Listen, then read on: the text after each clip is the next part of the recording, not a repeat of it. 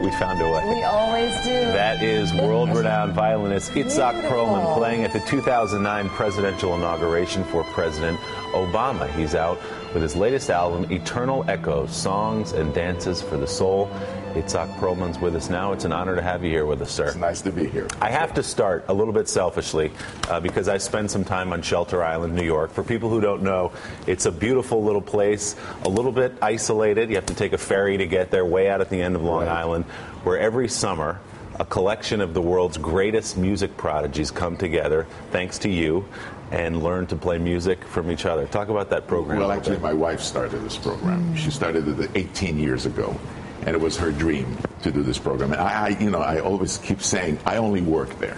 That's not my, that program is totally her brainchild and her idea. And it's a phenomenal program. It's for young string players. And there are ages, the two programs, one from between 12 and 18, and then we kick them out when they get to be older. And then there's another one for chamber music, which is 18 and over. And it's very difficult to describe. The only thing I can tell you is that all these kids are on a very high level, and it's a full program, and nobody goes there for fun. They're going there to really work. And it's like, they have orchestra, everybody sings in chorus. I teach, we have a great faculty, we have viola, cello, bass, violin, of course. And then they have a lot of fun playing chamber music. It's absolutely great. That sounds fantastic. The rest of us we reap the benefits. Exactly. We get to go on Friday or Absolutely. Saturday. It's a wonderful program. So glad you do that and pass on your own gifts. Tell us a little bit about Eternal Echoes. What will we hear in this album? Well, this album is, I'm playing with a cantor that I've heard for the first time in Israel when I was there a couple of years ago. Everybody's telling me, amazing fellow, Itzhak Meyer Helfgott. And so I went to hear, and I was so moved and so impressed, not only by the way he was singing, but just the voice was incredible. And I said, great idea. Maybe we can do something together with violin and voice. And besides, all these pieces, a lot of these pieces I heard when I was a youngster growing up in Israel. So, so I said, wouldn't it be a great idea? And then we approached Sony. Sony said, let's go for it. And so it's amazing. Listening to the composition coming in to this segment and listening to the backtrack that we hear occasionally as you speak, music for the soul. I mean, just hearing it does something for your soul. It has a calming effect, a peaceful effect. You mean you heard it? Yes. Good. Yeah. Beautiful. How old were you when you realized, given your talent, your God-given talent, that this was a gift that you could pass on? Well, as far as teaching, I've been teaching for a long, long time. I mean, and that's, I suppose, is passing on.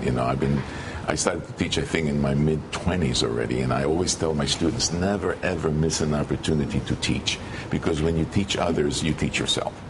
And I find that the way that I play the violin today would not be the same had I not been doing a lot of teaching.